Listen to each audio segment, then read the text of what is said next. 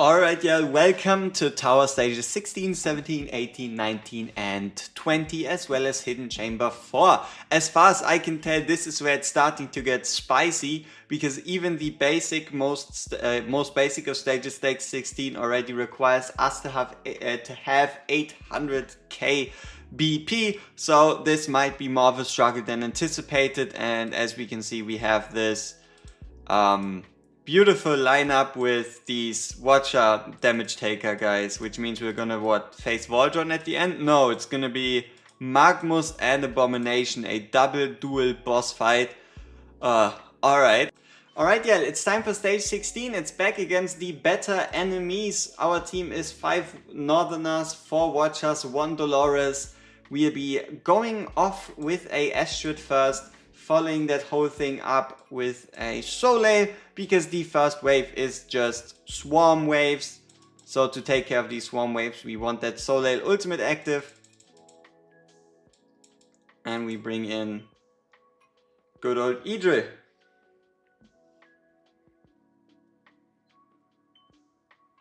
Next step here is just gonna be a healer for Astrid as well as a Dolores. Soleil can go. Ole can come in.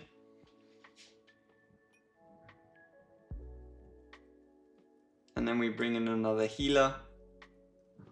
As soon as these enemies pretty much get close enough, that's when you can activate Astrid's ultimate, Idril's, pretty much everything you have.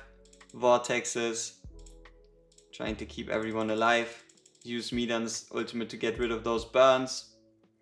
And yeah, the goal is obviously to get rid of these mages as soon as possible, because they are hella annoying for a reason. And then as soon as you've done so, or mostly done so, we can remove Vortex, because we're going to need all the AoE damage we can afford. Obviously this guy has a better idea. He thinks it's a good idea for him to kill Isolde.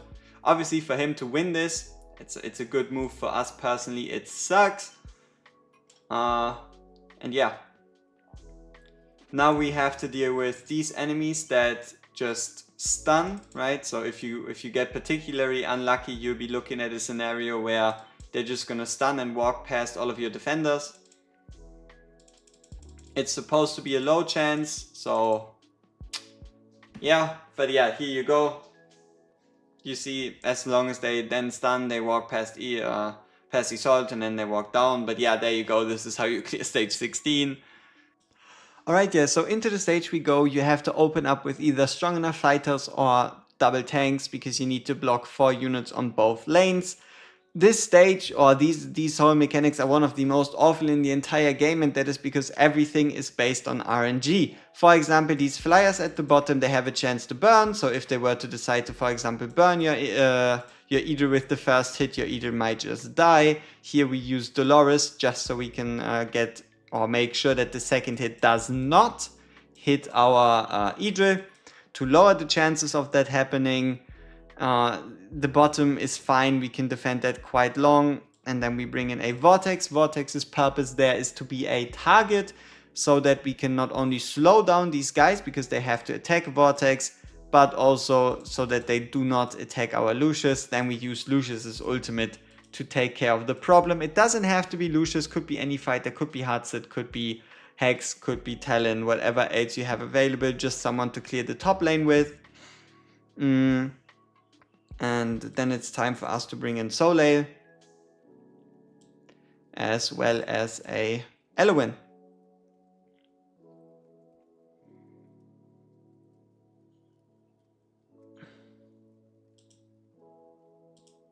So from here on out, our next step is to bring in a good old Astrid. And this is the part where it's going to be almost pure RNG. So the enemies have swapped, which means we can activate Vortex's ultimate to make Idrit's shot stronger. We can activate Elowen's to make her shot stronger. And then we can use Lucius for hopefully the last time, so he can take care of the top lane. And then you have these enemies moving in. So these enemies are the ones that have the chance to stun. And depending on when they do so, you're either fucked or not fucked. And that's the awful part. They might just decide to insta completely stun, completely ruining your day. They might decide to never stun. It's awful, right? So you're looking at pure raw RNG depending on when they decide to stun to see if you might or might not make it through this. So right here, as you can see, we were able to deal with most of them, but also it's time for us to take out Soleil and get an Ein so we can get some early hits in against these last guy, as well as just for safety put a healer on Lucius. So then for the bottom lane or top lane we can take out Lucius, put in Dolores as an extra target, activate a couple ultimates to improve Idrit's shots, get that cleanse in case there is any burns. And then you see that that's the last enemy, so you can use Idrit's ultimate to take care of them. So the whole bottom lane is pure RNG fuckery, and Talon, if you have her, is incredibly good down there. Alright, yeah, into the stage we go. We have the same team formation as for the last stage, and this one is significantly less RNG heavy. So we start off with a Astrid, so that we can then place a Oleg in front. These enemies are going to be closing in, and as soon as we can, we are going to use Astrid's ultimate right here, as well as bring in a Lucius. So Lucius could also be another single target unit, or if you have them, a ranged fighter up there.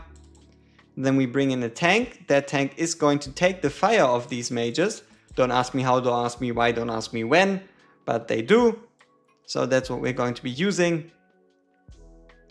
And then to support our Astrid, we bring in a Soleil as well as a Eloin. So then we ult with Soleil, ult with Oleg, and ult with Astrid. Next step right here is to bring in another healer.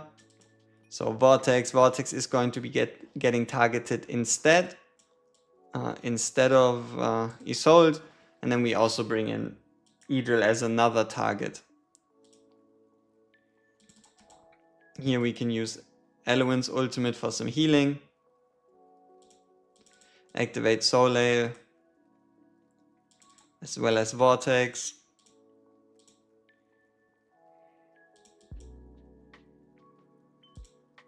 Get that Lucius ready. Couple units are going to die, but we do not really mind it all that much. Get Isolde ready. And get Astrid ready. So yeah, there you go. Obviously they're attacking last placed units. And yeah, stage 31. What the fuck? 31 out of the 31 stage 18. Alright, so stage 19, you need 3 sources of single target damage. For us it's Lucius, Silas, Idril. There could be a couple of variations of it. And then also we have a Dolores to make our Lucius a bit stronger, as well as 2 sources of AoE damage in Soleil and Iona. Next up then, it's also a double tank scenario. So how do we start this whole thing? We start off by using a Idril at the bottom to take care of the first guy, using a Silas in the back right here to take care of the second one, and then place a Lucius at the top facing right while taking out Silas and placing in a Dolores. So that we have Dolores' ultimate ready and then Silas' ultimate ready when we need to. And after that it is us placing in our tanks. So here we go, we have our tanks in.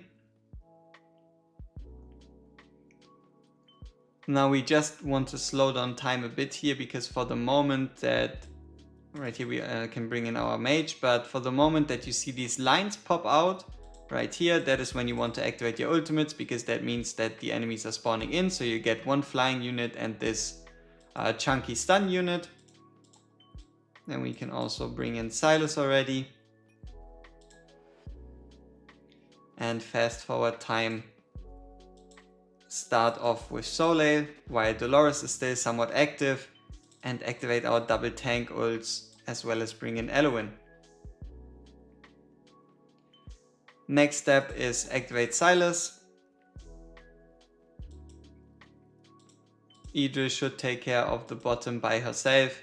As soon as she has dealt with her enemy, you can use her to support the top and then start taking out these mages. And we would have taken out Soleil either way, but if Soleil survives, that's great, and then you can place Iona down at the bottom. Makes this whole thing a bit more, a bit easier. And then it's just gonna be us defending the middle lane. So Iona plus Dolores, as well as double tank ults to take care of the rest. Then for the top lane, you kind of want to support with Ein or whoever else you have, anything else like Silas, just so you can get some extra damage on the other guy that's not getting targeted by Idris. You can activate Idris' ultimate to also fire into the middle lane, and that is how you deal with this stage. Alright, yeah, so time for Hidden Chamber stage 4 with full stars. What you're going to need is a Hatset, a Piercer Lord, and then 2 ranged Piercers, or if your Piercer Lord is a Yova, you're going to need 1. Then you're going to just need Yova and Silas, Yova, Hex, Yova, whatever. You just need a ranged single target Piercer. Hex can work, he just works better if you have his exclusive. Here we're going to be using a Calypso. Calypso isn't even fully skilled, and she's still going to be able to do her job quite well. So the important part with Hatset right here is Hatset is actually in Ageless Wrath. And the reason for is because outside of Ageless Wrath, you only really have Cataclysm as a proper set. So if you have a good Cataclysm set, use Cataclysm instead. If not, use Ageless Wrath. And the goal here is to be using Hatset's ultimate before this mage, or just use Hatset's ultimate in a way that you're able to kill this second guy right here before he starts moving. That's the only thing you have to do. And outside of that, then you're pretty much fine with Hatset already, and she doesn't really have to do a whole lot more. Then we're going to be bringing in Elowen, and we're going to face her to the right onto Silas.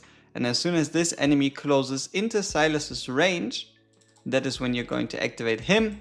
So Silas is kind of required in a sense, because his burst damage is just good enough to take care of these units. But you could also get away with not having someone like Silas there. It's just going to be then you having to tank them and then use Hatset's ultimate to take care of them. So this stage is decently forgiving in comparison to stage 20. It's going to be a fun time. But yeah, for now we pretty much just have Calypso facing upwards. So as you can see, she's starting to take care of these units. Look at these numbers. She's doing a beautiful job. Ever since her rework, Calypso is actually a useful unit. And yeah, you can see she only has 4 instead of 5 summons because she's not a 5. And as soon as we can, we're going to be bringing in Silas at the bottom, facing upwards. So we can get some shots in against the units at the top. And then also activate his ultimate as soon as possible, as well as Arakas and Heartsets, just so we can start clearing these units out. And then as you can see right there, Silas also takes care of one of those Infernal Mages. Once again, you can then also just activate Torador's ultimate or provide a Wood Elf or whatever you might need. And yeah. Here at this point, when everybody's cleared, you can also take out Hatset. So in the case that your left side Piercer isn't strong enough, you can let them walk up to your units and then place Hatset in again for her to be once more invisible. Here we can activate Elowen's ultimate just in case, or even place the Wood Elf above Silas so that he doesn't get killed through these mages. And there you go, stage done. This is how you deal with Hidden Chamber stage 4. And honestly, I'm sorry I wasn't able to provide a stage 20 guide here, but stage 20 is something that's going to cost me a bit more time, so I'll have to make a separate dedicated video. See you then. Peace!